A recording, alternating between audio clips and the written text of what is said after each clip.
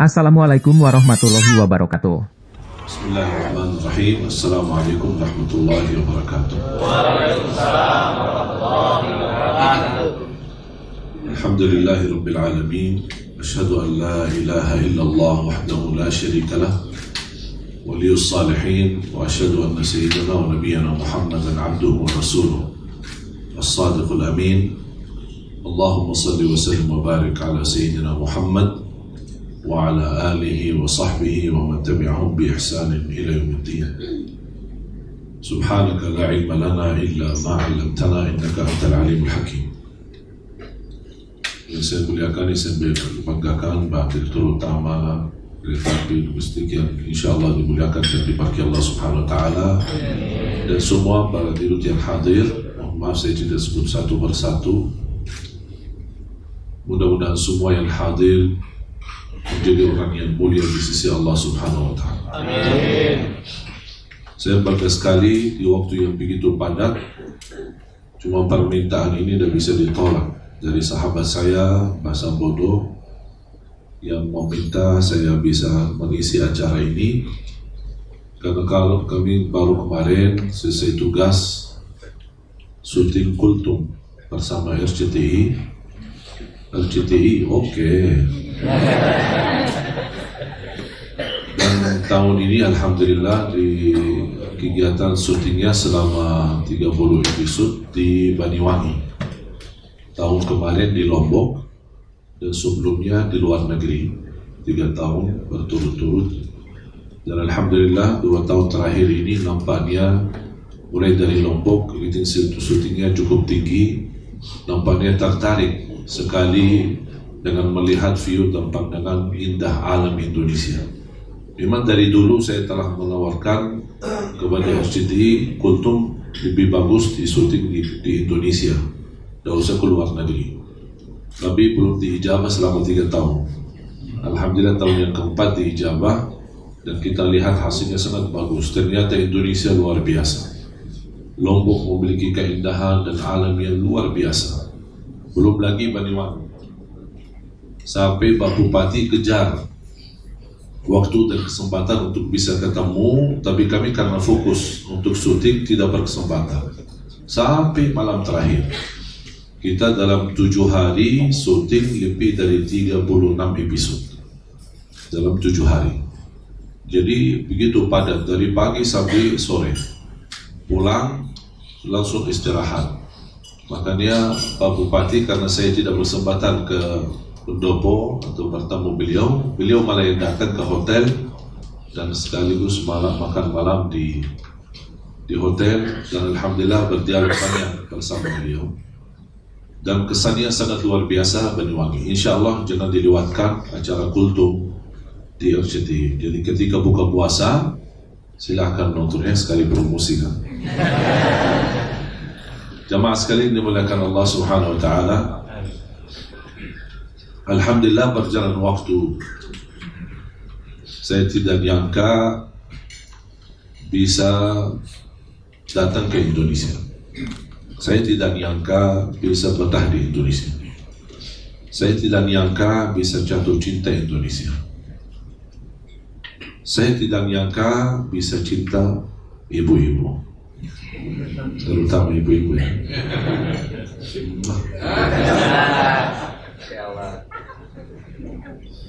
Jadi subhanallah berjalan waktu, dan selama saya di Indonesia saya menemukan sejarah keluarga. Ternyata dari kakek dan ayah kakek saya kelahiran Lombok, jalur lewat ibu saya.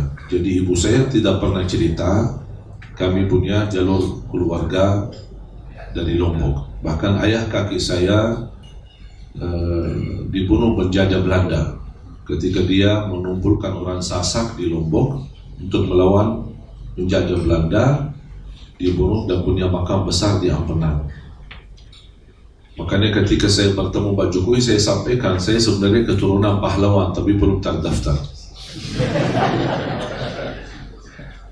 Dan subhanallah ketika saya ke rumah sakit, dokternya pun kaget. Subhanallah, darahnya merah putih. Subhanallah. Alhamdulillah. Jadi jamaah sekalian dimuliakan Allah Subhanahu wa taala, yang saya mendapatkan banyak pelajaran dari Indonesia.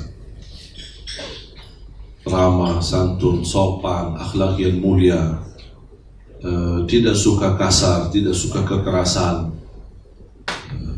Kalau budaya kita di Arab bukan suka kekerasan, tapi ada sedikit tegas.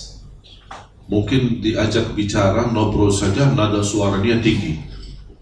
Orang fikir kita berantem, padahal bukan berantem, lagi ngobrol biasa sambil kopi, sambil santai-santai. Ini begitu cara santai-santai orang Arab ya begitu. Makanya saya pas ketika di acara di Trans 7 saya sempat ditanya apa yang antum dapat pelajaran dari Indonesia. Saya berkata dapat satu hal bagi saya sangat indah. Ketika kami di Arab mengucapkan Assalamualaikum, Assalamualaikum, jadi orang kaget, apa ini ucapan salam atau apa ini? Pas begitu saya datang ke Indonesia, saya berubah karena saya belajar dari orang Indonesia. Saya Assalamualaikum.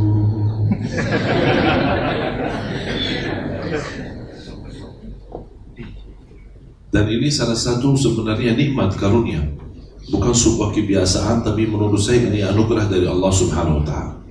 Indonesia yang begitu negara yang besar, 714 suku, budaya berbeda, bahasa berbeda, bahkan agama berbeda, tapi alhamdulillah masih bisa damai, masih bisa sejahtera, masih kita saling menghormati, dan ini merupakan nikmat besar. Karena kedamaian ini terwujudlah nikmat aman di antara kita. Tidak ada ketakutan seorang muslim bersama non-muslim, atau orang non-muslim takut sama orang Islam. Justru saling membantu, dan kita mempelajari dan meyakini akidah kita, lakum dinukum waliyadin. Silahkan agama mana saja kamu ikuti, jangan ganggu agama saya dan menyakiti agama saya. Saya tidak akan membahas agamamu. Masing-masing memilih agamanya dan bertanggung jawab atas pilihannya. Makanya jemaah sekalian, ini merupakan nikmat yang saya mohon dijaga. Jangan terlalu mudah ada orang yang mengadu domba di antara kita, apapun alasannya. Kepentingan agama, kepentingan organisasi, kepentingan politik. Apalagi sekarang sebentar lagi kita masuk pemilu. Jangan sampai ada orang yang mengadu domba karena perbedaan memilih pemimpin. Kita harus menghormati, belajar. Ada yang memilih 01, ada yang memilih 02. Itu terserah, ikutilah hati nuranimu. Jangan terpengaruhi dengan kata-kata orang, karena dua-duanya orang Indonesia.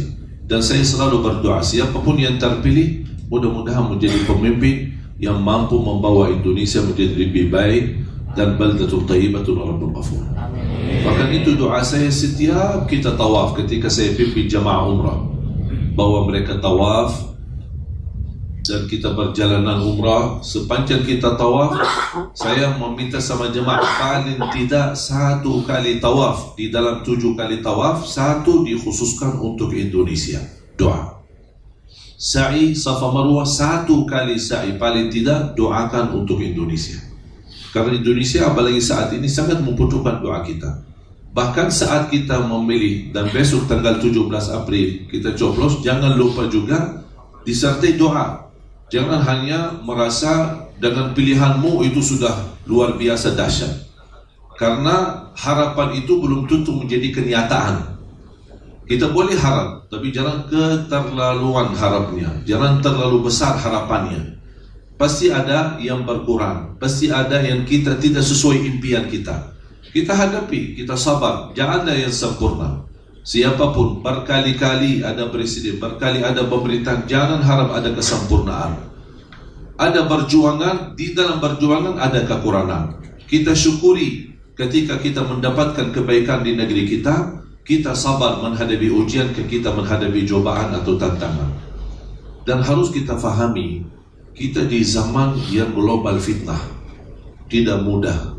Jangan Anda merasa urusan pemerintah itu terlalu gampang. Banyak di luar negeri mengikuti campur urusan negara mana-mana pun. Saya tidak perlu sebutkan nama, orang politisi sangat faham. Jadi tidak ada negara yang bisa dengan nyaman untuk menjalani urusan-urusan negaranya tanpa diikuti campur oleh orang-orang yang luar yang memiliki kepentingan. Dan itu disitulah tantangan yang amat besar. Di negara Arab kita lihat sekarang keadaannya. Ada satu cerita, mudah-mudahan menjadi pelajaran dan menyadarkan kita. Saya berkesempatan ke Palestina. Kira-kira sudah 1 tahun atau kurang dari 1 tahun. Saya tidak nyangka bisa ke Palestina. Kenapa? Karena selama memegang paspor Arab tidak bisa ke Palestina. Tapi dalam anugerah Allah, tahun 2011 saya dapat kehormatan, penghargaan dari Bapak Presiden, Bapak SBY.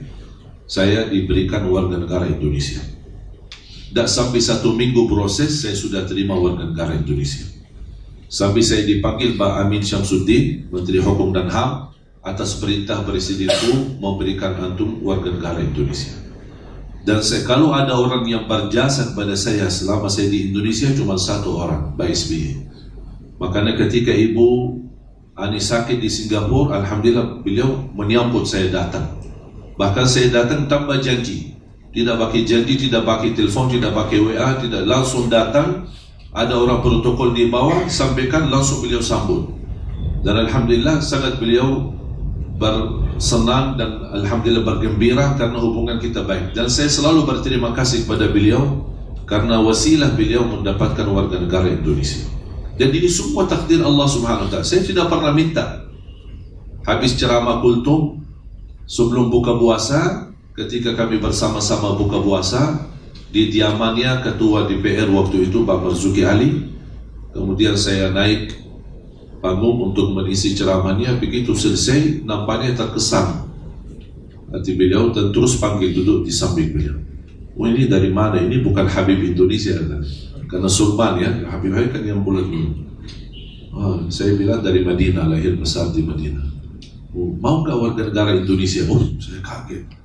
Oh, kalau Bapak yang nawarin, mau aja Pak. Saya bilang tidak mau. Oh, ini saya Masya Allah bahasanya bagus, saya senang ceramahnya. Semenjak itu kata beliau sama istrinya selalu ikuti acara kami di Damai Indonesiaku dan beberapa acara yang kami isi di TV. Jadi karunia warga negara Indonesia menjadi salah satu sebab wasilah saya bisa ke tanah suci Palestina. Bahkan di luar dugaan dan fikiran saya, baru saja saya kenal salah satu imam besar Masjidul Aqsa sore hari, dan salat maghrib beliau ajak bersama kita salat, bahkan dorong saya menjadi imam salat maghrib dan isya. Saya pun kaget sampai saya terharu dan nangis. Makanya kalau besok Bapak Ibu mendengar sejarah Palestina, ada seorang Indonesia yang sempat jadi imam salat maghrib dan isya, itu Ali Jabir ya. Orang Indonesia sebenarnya. Ini karunia dari Allah Subhanahu wa ta'ala. Ketika saya ke Palestina, ada satu kejadian. Kami bersama jamaah berkeinginan tahajud di Masjidul Aqsa. Kami jalan dari hotel jam 2 malam. Sampai di area Masjidul Aqsa. Masjidul Aqsa di dalam sebuah kota tua, dipagari tembok yang cukup amat besar. Di dalam belakang tembok seperti gunung nampaknya dari luar. Di dalam kota itu adalah ada di dalam atau di belakang gunung itu, bangunan itu adalah ada kota kecil. Ada orang Yahudi, ada gereja, ada musalla, ada pasar, semua orang di dalam. Ada orang Nasrani. Begitu kita masuk pintu utama, tidak bisa masuk mobil, kita harus jalan kaki. Kira-kira 8 menit sampai 12 menit. Jalan kaki, masuk seperti gang, kanan kiri, dan semua gang-gangnya mirip. Kita harus hati-hati, ada nama, ada nomor. Kalau salah bisa keluar ke timur, kalau datang dari barat bisa salah keluar. Sampai ke pintu yang kedua, itu namanya pintu masuk ke area halaman Masjidul Aqsa. Tapi saat itu pintu ditutup dan ada pasukan Israel. Mereka berdiri membawa senjata menjaga. Dan mulai jamaah ramai. Ada jamaah Turki, ada jamaah Malaysia, ada jamaah Indonesia. Bahkan saya lihat ada rombongan jamaah bawa bendera Brazil. Saya fikir rombongan bola, ternyata muallaf. Ya, kalau Brazil kan bola kita fikir. Ternyata muallaf. Saya langsung bersyukur, subhanallah, Islam sampai ke Brazil. Itu tanda perkembangannya Islam di mana-mana luar biasa. Nampaknya di luar Islam berkembang, tapi negara Islam sendiri mulai mundur malah. Kita harus hati-hati, jangan sampai kita kalah sama orang yang di luar. Apalagi Indonesia dikenal negara yang terbesar penduduknya umat Islam. Hampir sampai dari jam 2 lebih sampai kira-kira jam 4. 2 jam kurang kita berdiri. Sampai mulai jamaah gelisah. Pintu tidak dibuka. Pasukan Israel menjaga dan mereka bersenjata. Kami kita bisa lawan, tidak bisa apa-apa. Sampai ada satu orang di samping saya, seorang bapak. Barangkali usianya 70 lebih. Orang Palestina. Saya ajak berbicara bahasa Arab, kan saya orang Arab ya, kan bisa bahasa Arab. Saya berbicara sama beliau bahasa Arab. Tapi cara saya berdialog dan berbicara nampaknya agak emosi. Ini kenapa tidak dibukain pintu? Karena lama kita kan mau salat, bukan mau perang. Orang Palestina melihat ke saya, karena dia duduk saya berdiri, lihat ke saya, langsung dia, kamu orang baru ya? Dia rasa sudah dari cara saya bertanya, orang baru datang. Ya, saya baru tadi, ini baru malam pertama ini. Kata beliau, ya sabarlah, kami sudah biasa 60 tahun seperti ini. Saya kaget. 60 tahun mereka tidak nyaman masuk keluar ke Masjidil Aqsa. Kadang ditutup, kadang dibuka, ya terserah mereka lah. Begitu diberikan kesempatan dibukakan pintu, sudah tinggal sisa mau azan kira-kira 10-15 menit mau azan subuh. Kita masuk, ini pertama kali sepanjang hidup saya bisa masuk ke Masjidil Aqsa. Begitu saya langkah pertama masuk ke Masjidil Aqsa, saya tidak salat witir, saya tidak tahajud, saya tidak tahiyatul masjid, tapi saya sujud syukur. Kenapa saya sujud syukur? Karena di saat itu saya ingat Indonesia. Muncul dalam bayangan pikiran saya, hati saya, Indonesia. Kenapa? Karena selama saya di Indonesia, belum saya pernah melihat aparat keamanan melarang kita ke masjid atau mencegah kita tidak boleh beraktivitas agama. Saya bersyukur. Begitu luar biasa nikmat aman di negeri kita Indonesia.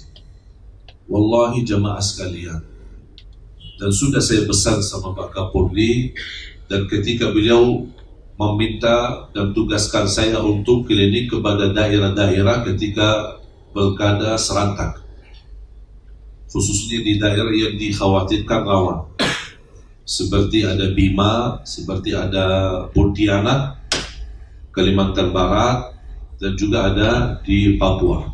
Saya berkesempatan ke Lombok klinik bersama Kapolda NTB, kemudian juga ke Pontianak klinik, ke beberapa daerah yang dikhawatirkan ada rawan karena pilkada serentak. Alhamdulillah bisa berjalan lancar dan aman. Dan saya ingatkan semua masyarakat dalam terhadap nikmat aman.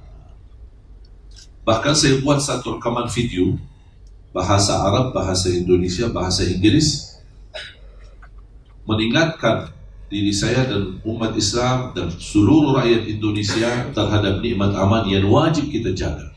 Nikmat aman bukan tugas aparat keamanan, tapi tugas kita bersama. Karena nikmat aman milik kita bersama, bukan milik aparat keamanan.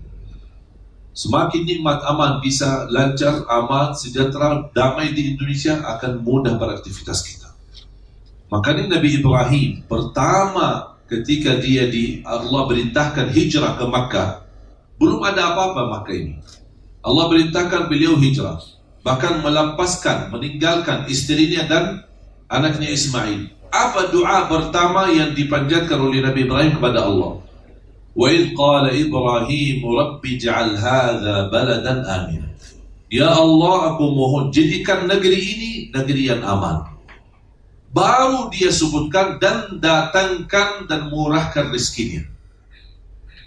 Adanya nikmat aman, wallahi dijamin rezekinya lancar, mudah beraktivitas. Anak kita nyaman pulang pergi sekolahan. Kita beraktivitas mencari nafkah untuk urusan keluarga. Coba sekarang di Timur Tengah, saya orang Timur Tengah, lahir besar di sana. Coba lihat sekarang apa keadaannya. Mulai dari Irak, dari tahun 90-an sampai sekarang, Irak belum bisa aman. Berapa kali ada perubahan pemerintahan, DPR, MPR, tentara, polis, semua tetap tidak ada perubahan. Nikmat aman, orang Irak sendiri tidak bisa nyaman. Anaknya bisa pergi ke sekolah, belum tentu pulang. Jadi itu yang saya pernah rasakan ketika saya bertemu seorang ibu di Palestina. Dan saya tanya keadaannya, gimana ibu keadaannya? Dia berkata, mau tahu keadaan saya di sini? Aku sudah 40 tahun. Setiap bangun pagi, saya membangunin anaknya sambil persiapkan sarapannya. Begitu mereka sarapan mau pergi, saya memeluk anakku dengan rasa cinta dan sayang. Dan saya menangis. Tapi anakku tidak merasa aku menangis. Kenapa? Karena saya bisa menjadikan bolokan ini yang terakhir. Begitu anakku pergi, saya siang hari, begitu tiba waktu siang hari, saya keluar, bukan tunggu di rumah, tapi saya keluar dari halaman rumah, menunggu dari jauh, melihat anak-anak yang sedang lari pulang sekolahannya. Sampai saya berdoa, mudah-mudahan ada di antara mereka anakku yang sedang lari dan pulang ke rumahnya. Itulah perasaan selama 40 tahun. Pertanyaan saya pada antum sekalian, pernah nggak kita rasakan seperti ini? Belum pernah. Karena kita aman. Bahkan kita berani melepaskan anak kita bisa. Kalau sekolahan yang dekat dia jalan kaki sendiri.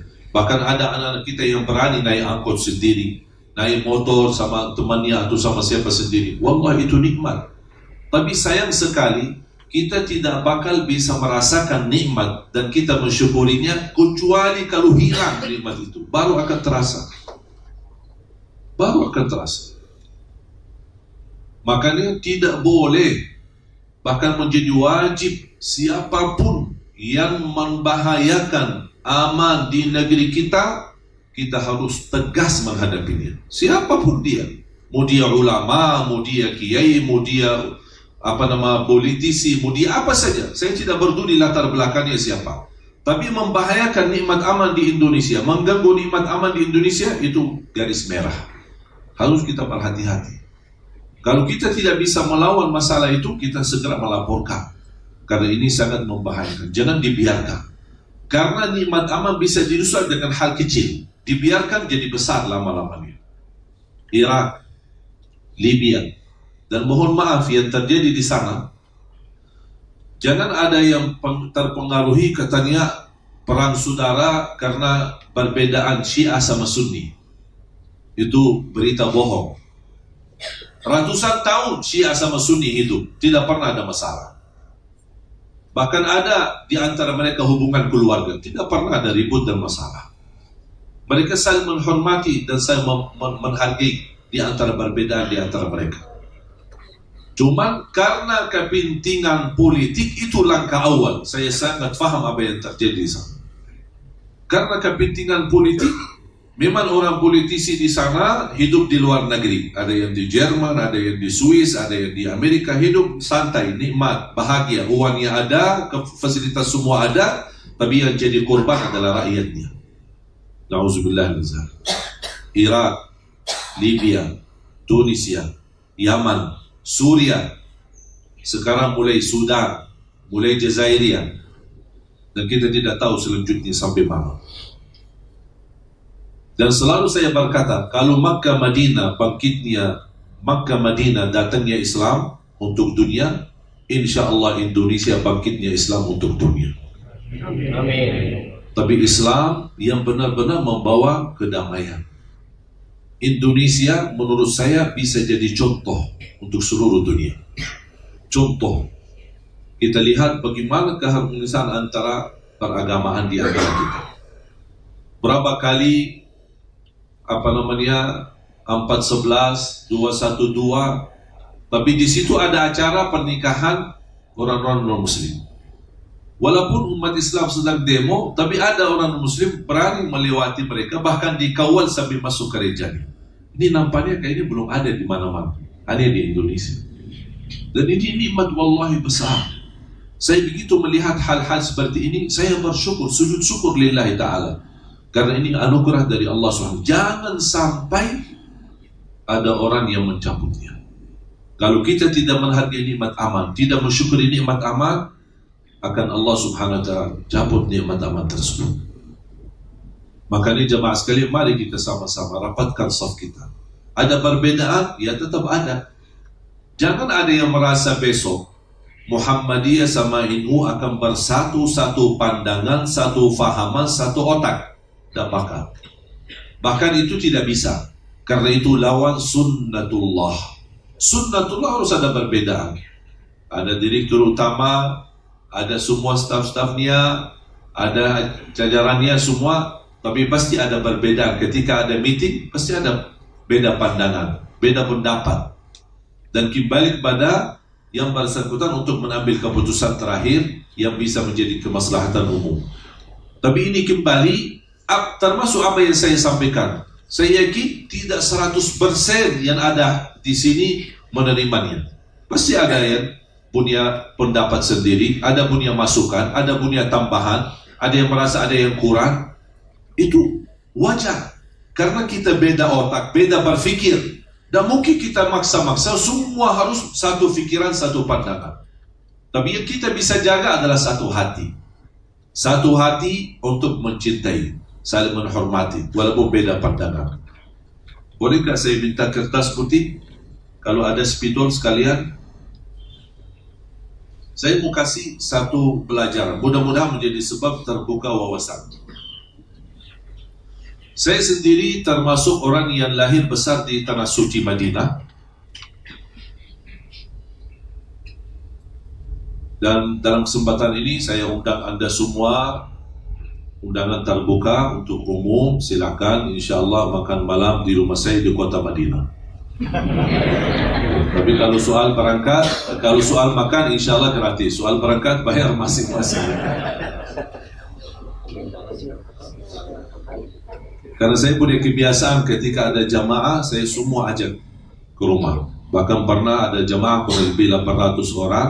Ketika kami umrah, saya ajak ke rumah dan saya sembelih unta untuk jemaah. Jadi makan malamnya daging unta dan susu unta.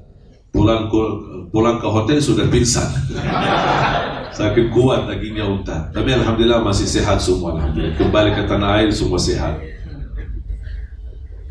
Ketika saya hidup di Madinah, memang mohon maaf perbedaan budaya ada antara Madinah sama Makkah, termasuk menjalani ibadah, menjalani sehari-hari Islam, perbedaan mazhab.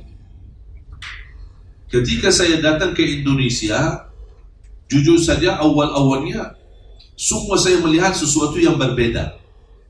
Langsung kesan saya,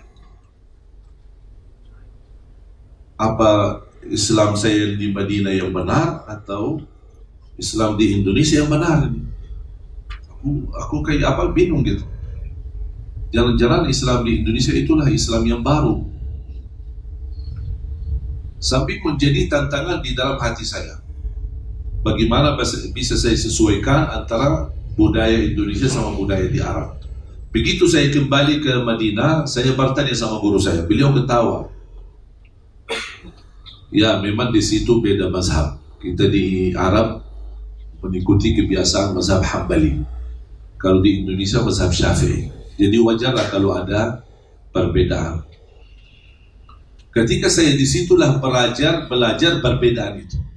Saya menemukan ternyata selama saya belajar sampai kuliah di Arab masih bodoh.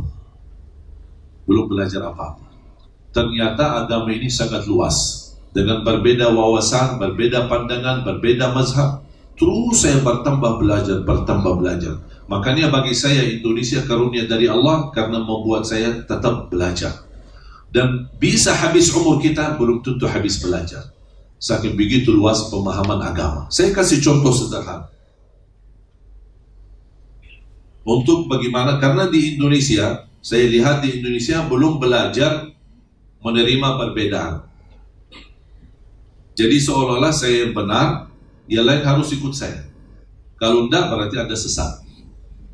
Anda masuk neraka. Mohon maaf ya. Kalau enggak ikut saya berarti Anda tidak benar.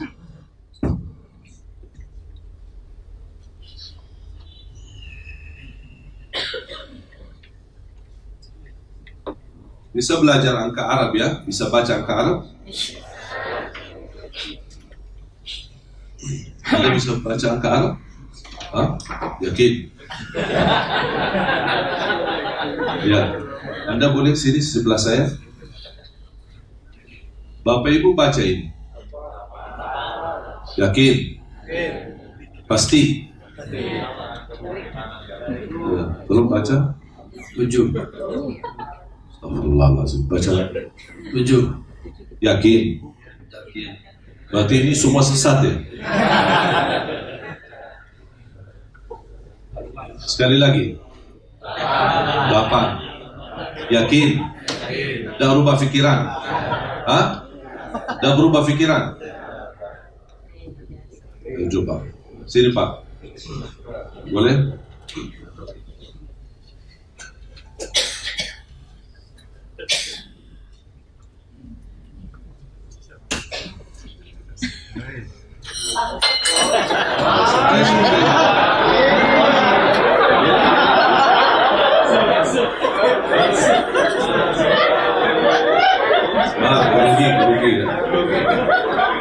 Boleh baca? 7. Barusan katanya tidak berubah pikiran. Bapak berarti mohon maaf tidak konsisten dong. Baca lagi. Yakin 7. Bisa salah? Kenapa?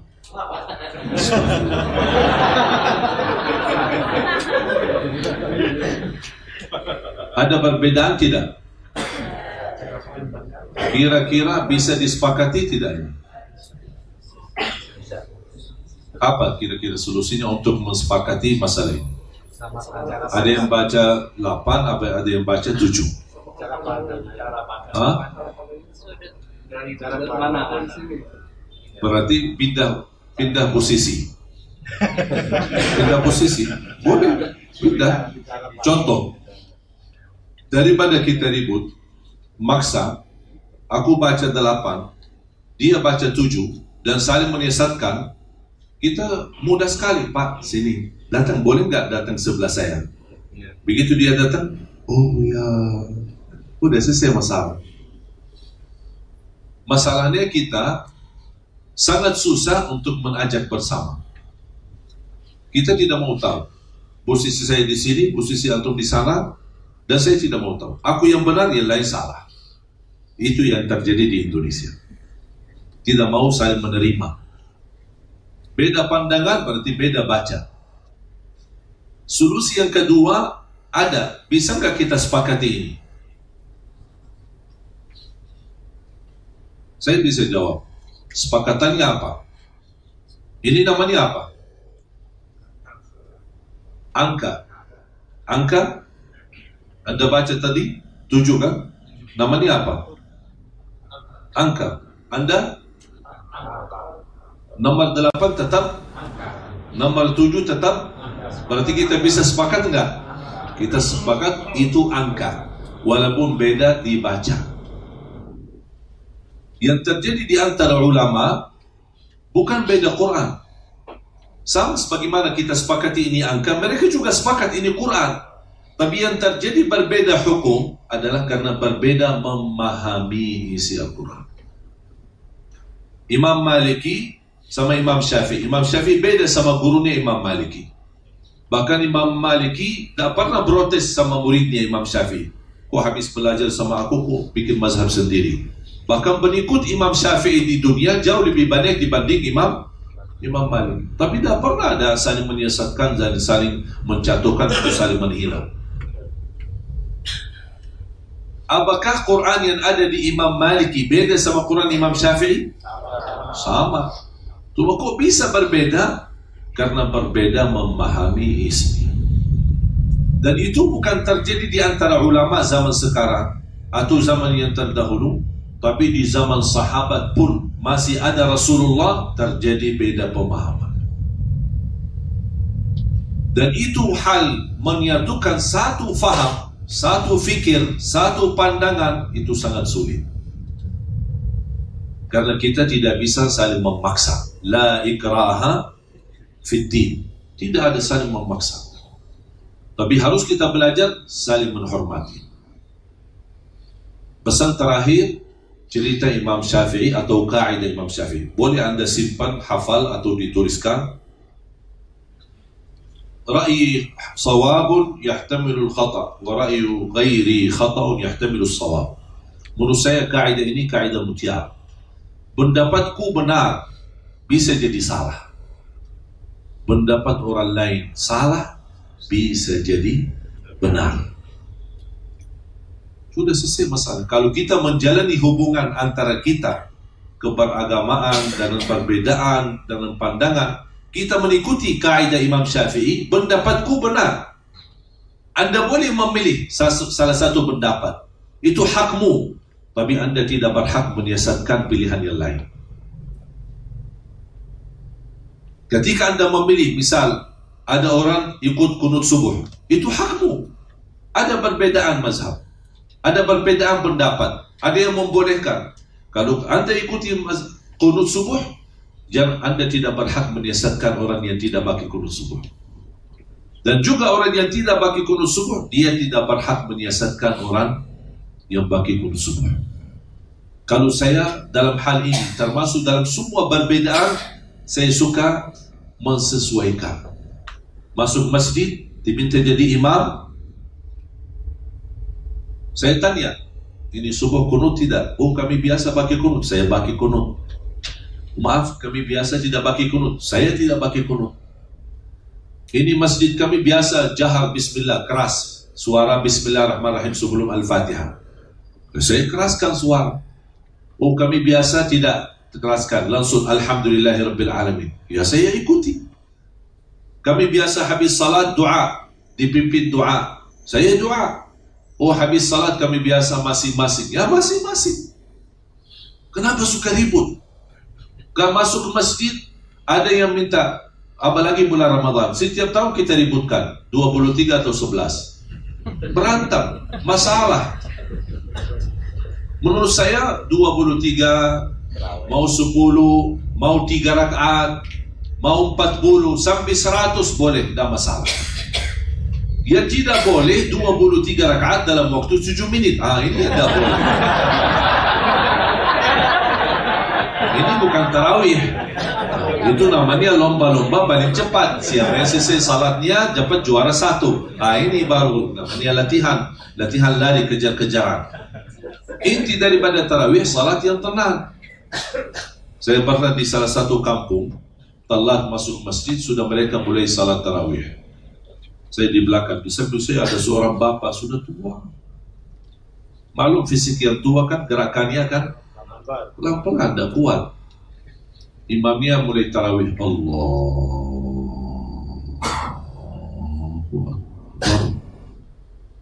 Terkesan di hati saya, Masya Allah, nampaknya nikmat. Pas begitu mulai Bismillahirrahmanirrahim, Astagfirullahaladzim, baru enak takbirnya, tenang, lama, kupas baca jurut. Bahkan saking cepatnya saya tidak bisa mendengar Waladhdallin. Oh, ini Al-Fatihah. Pas begitu amin langsung Bismillahirrahmanirrahim, An-Na'im apa itu? Al-Hakumut Takatsur. Saking cepat, ya Allah, Masya Allah. Aku sudah berusaha paling cepat, tidak bisa, sampai kehilangan kalimat-kalimat dan huruf-hurufnya. Allahu Akbar, saya baru mau ruku, Sami Allahu liman hamidah. Yang saya, kalau masih saya kuat ikuti imam, kasihan yang bapak sebelah saya. Pas begitu bapak turun, mau ruku dah jadi, bangun berdiri. Astagfirullahaladzim. Pas imam dia begitu berdiri, dia langsung sujud. Saya kejar sujud. Kita selesai 2 kali sujud, bapak kan masih turun. Belum sampai ke sujud, imam sudah naik rakaat yang kedua. Naik lagi, dah jadi sujud. Ya Allah, Bapak dah jadi rukuk, dah jadi sujud. Pas rakaat yang kedua, saya megang tangannya, Pak, kita pulang aja deh. Lebih baik salat di rumah. Luar biasa, capek kalau seperti beliau. Padahal salat tarawih itu, menurut saya, kesempatan luar biasa untuk semua jamaah yang awam khususnya berkesempatan belajar cara baca Quran. Coba bayangkan orang yang buta huruf atau tidak pernah bisa baca Quran selama 30 malam atau 29 malam. Kita ikuti mendengar bacaan yang fasih, yang enak didengar, terharu ketika simak bacaannya fasih. Wallahi bakal bisa belajar. Paling tidak bisa baca, karena sudah berkali-kali dengar ayat tersebut. Paling tidak Al-Fatihah, kalau bisa sempurnakan Al-Fatihah saja selama bulan Ramadan, itu sudah hadiah besar dan karunia dari Allah Subhanahu wa ta'ala. Makanya jemaah sekalian, ketika Anda mau salat tarawih, jangan cari masjid yang paling cepat ya. Cari masjid yang sedang-sedang lah. Saya tidak berkata yang panjang-panjang ya, jangan diributkan. Yang mau 11 boleh, yang mau 23 boleh, jangan diributkan. Anda ikuti apa kira-kira selera hatimu, apa yang kesenangan hatimu. Anda melihat 11 itu jauh lebih bagus, lebih afdal, lebih khusyuk, lebih nikmat daripada lama-lama tapi buru-buru, silahkan. Anda merasa sudah saya terbiasa 23, juga silahkan. Jangan kita saling mencari kesalahan dan saling menyesatkan, agar kita melalui bulan suci Ramadan insya-Allah mendapatkan barakahnya, diampuni dosanya, dibersihkan hatinya, dan diterima amal ibadahnya sepanjang bulan suci Ramadan. Kita menyambut hari raya Idul Fitri, Allah turunkan malaikat membagikan hadiah bebas dari neraka jahanam. Itu yang harus kita selalu fokuskan dan targetkan. Bukan kita fokus berapa sudah salat tarawih, berapa kita jumlahnya, berapa kita dan ributnya. Dan mudah-mudahan insya-Allah dengan pertemuan ini bisa tambah terbuka wawasan kita. Kita bisa belajar saling menghormati. Ketika Anda mendapatkan sesuatu ilmu yang baru atau mendengar sesuatu yang baru bagimu belum terbiasa, jangan buruk sangka. Tapi Anda boleh berkata, barangkali saya belum tahu ilmunya. Barangkali bagi saya ini baru pelajaran baru bagi saya. Dan silahkan belajar. Kalau saya usulkan, semua ustaz tanpa kecuali, semua habaib, semua kiai, semua guru, jangan Anda milih guru yang Anda suka. Kalau Anda milih guru yang Anda suka, berarti semua apa yang dia sampaikan benar, tidak ada yang salah. Kenapa? Karena Anda suka. Begitu disalahkan, di mana ini guru saya dong? Tidak ada yang salah. Ini bahaya. Tapi Anda belajar bukan karena guru, tapi belajar isinya. Dengar isinya, bermanfaat, ambil. Tidak bermanfaat, buang.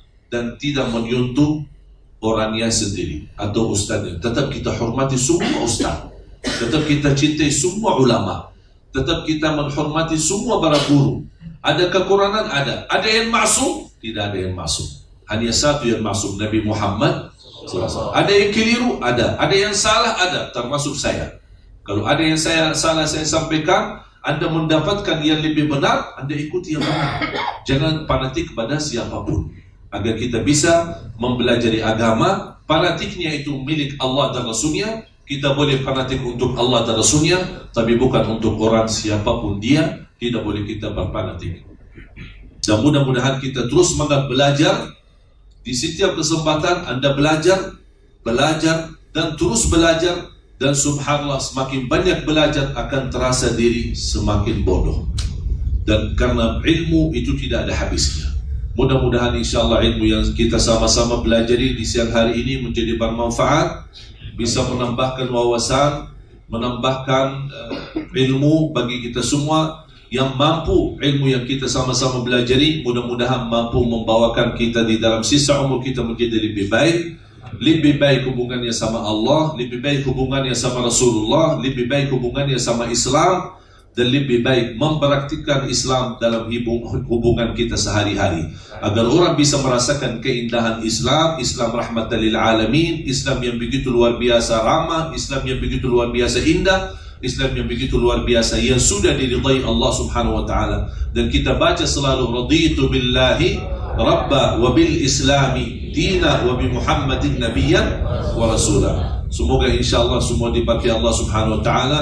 Ya Allah ya Arhamar Rahimin, aku mohon untuk semua yang hadir, ya Allah ampunilah segala dosanya, muliakanlah dunia dan akhirat, sucikanlah hati kami ya Allah, sihatkan badan kami ya Allah, berikan panjang umur dalam keadaan sihat wal afiat, sampaikanlah kami kepada bulan Ramadan dalam keadaan sihat wal afiat, kuatkanlah kami agar mampu menjadikan Ramadan ini yang terbaik bagi kami dan bagi umur kami. Berikan kepada kami kemampuan menjalani ibadah Ramadan ini ya Allah dengan sebaik-baiknya, dan terimalah segala amal ibadah kami, maafkan kekurangan kami, ampunilah segala kesalahan dan kekurangan dan dosa-dosa kami ya Rabbal Alamin. Ampuni kedua orang tua kami, ampuni saudara kami muslimin, muslimat, mu'minin, mu'minat yang hidup maupun yang telah wafat.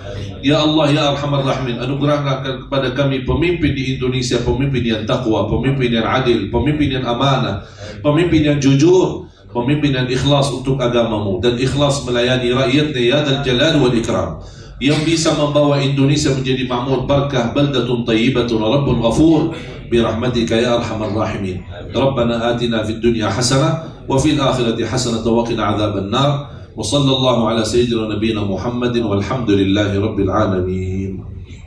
Mohon doa restu. Insyaallah kami terus menjalani program pembinaan dan mencetak 1 juta penghafal Al-Quran.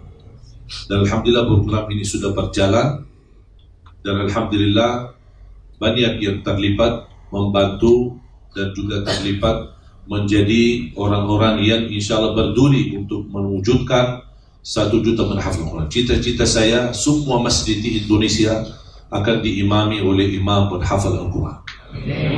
InsyaAllah memang angkanya besar, tapi saya percaya dan yakin ketika kita mulai pasti akan tercapai. Sejauh apapun kalau tidak berlangkah awal tidak akan sampai. Pengalaman saya di program kami pembinaan tunanetra. Tunanetra saya mendapatkan data, walaupun belum valid, lebih dari 3 juta tunanetra berada di Indonesia. Saya sudah berhubungkan dengan Kementerian Agama, dengan Kementerian Sosial dari waktu Bapak Dr. Salim Jufri, tapi sampai sekarang belum saya mau menerima data yang valid. Yang hanya kami terima baru kurang lebih 37.000 yang validnya.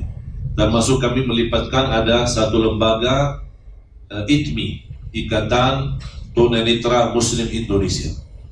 Dan alhamdulillah pertama kami bergerak sudah 3 tahun. Ketika kami mulai memang tidak ada respon. Sumpah sampai saya berkali-kali mengajukan permohonan untuk bertemu Bapak Presiden 3 tahun yang lalu. Saya dipanggil ke istana, malah saya dipertemukan sama Pak Luhut. Saya minta lagi, kira-kira 6 bulan kemudian saya dipertemukan lagi sama Pak Luhut. Saya minta lagi untuk bertemu Presiden, saya dipertemukan lagi dengan Pak Wiranto. Dan sampai sekarang belum ada respon untuk program itu. Akhirnya saya terpaksa jalan. Mau tidak mau harus saya jalan. Alhamdulillah banyak warga besar dari PLN yang ikut terlibat, banyak dari perusahaan BUMN yang alhamdulillah juga ikut terlibat, dari TNI juga ikut terlibat, ada juga dari Pak Kapolri sendiri, Wakapolri Pak Safruddin, dan juga banyak polda-polda di Indonesia yang juga ikut sampai di Raja Ampat. Dan alhamdulillah kami berhasil membagikan Quran Braille digital sudah lebih dari 28.000 Quran Braille digital untuk mereka. 28.000 itu sudah menghabiskan lebih dari 30 miliar, dan tidak ada satupun dana yang kami dapat anggaran dari pemerintah. Ketika saya mulai memang angkanya besar, tapi saya tidak melihat angka besarnya, tapi saya fokus mulai saja dulu. Alhamdulillah begitu mulai, ternyata dalam waktu cepat kepercayaan jamaah di seluruh Indonesia, dari majlis-majlis ta'lim, dari warga-warga, dari teman-teman sahabat, alhamdulillah ada yang wakafkan 1 Quran, ada yang wakafkan 2 Quran, sampai bisa tuntaskan sejumlah yang seperti itu. Dan alhamdulillah sekarang mulai program berangkatan umrah dan insyaAllah haji. Saya kemarin lama di Arab, saya sudah mengajukan permohonan kepada kerajaan untuk mendapatkan kemudahan haji tunanetra gratis menjadi tamu kerajaan. Dan saya sudah melibatkan beberapa imam besar Masjidil Haram agar mereka bisa memberikan wasilah dan syafaatnya agar bisa dimudahkan. Dan alhamdulillah sudah 2 angkatan yang sudah diberangkatkan umrah gratis kemarin. Terakhir langsung ditanggung oleh Bapak Kapolda Riau yang membiayai 25 orang umrah gratis. Dan alhamdulillah mereka begitu luar biasa dahsyat ketika mereka di tanah suci dan tanpa dikawal, hanya mereka sendiri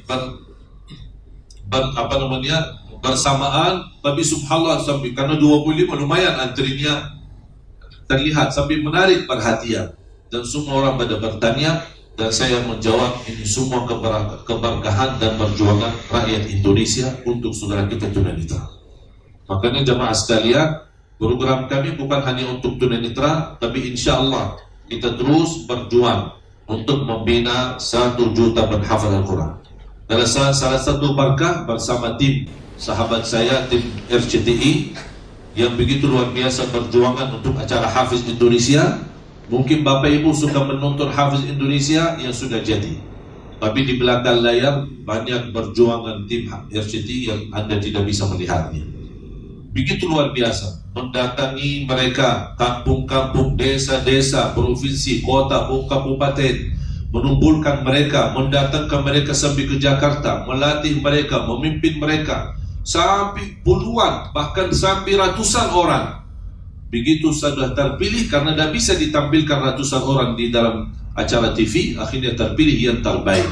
Tapi perjuangan sangat luar biasa. Dan ternyata berkahnya acara Hafiz Indonesia, begitu mereka selesai acara, pulang masing-masing di kampungnya berkembang program Al-Quran. Bahkan ada anak-anak yang sudah bikin tahfiz sendiri. Ada Azza, ada kemudian Fuadi, ada Aulia, ada juga Musa, dan semua masing-masing di kampungnya sudah membangun pesantren dan perkembangan tahfizul Quran. Makanya jamaah sekalian, mohon doa restu. Kalau Anda tidak bisa menjadi penghafal Al-Quran, keturunan Anda belum bisa menjadi penghafal Al-Quran, paling tidak lipatkan hartamu, rizkimu, sedekahmu untuk program Al-Quran. Barangkali besok di hari kiamat, mudah-mudahan dari sisi rizki dan dari sisi harta, mudah-mudahan menjadi saksi baik di hadapan Allah. Nanti kita bersama-sama gabung bersama Ahlul Quran, insyaallah di surga Allah Subhanahu wa taala. Terima kasih, semoga dibalas segala Allah Subhanahu wa taala segala kebaikannya, dan mudah-mudahan amal saleh ini bisa mendapatkan pahalanya yang tidak terputus sampai hari kiamat. Dan juga boleh kita mendoakan untuk kedua orang tua kita, insyaallah mereka termasuk mereka mendapatkan pahalanya di sisi Allah Subhanahu wa taala. Wallahu taala alam. Alhamdulillahirabbil alamin.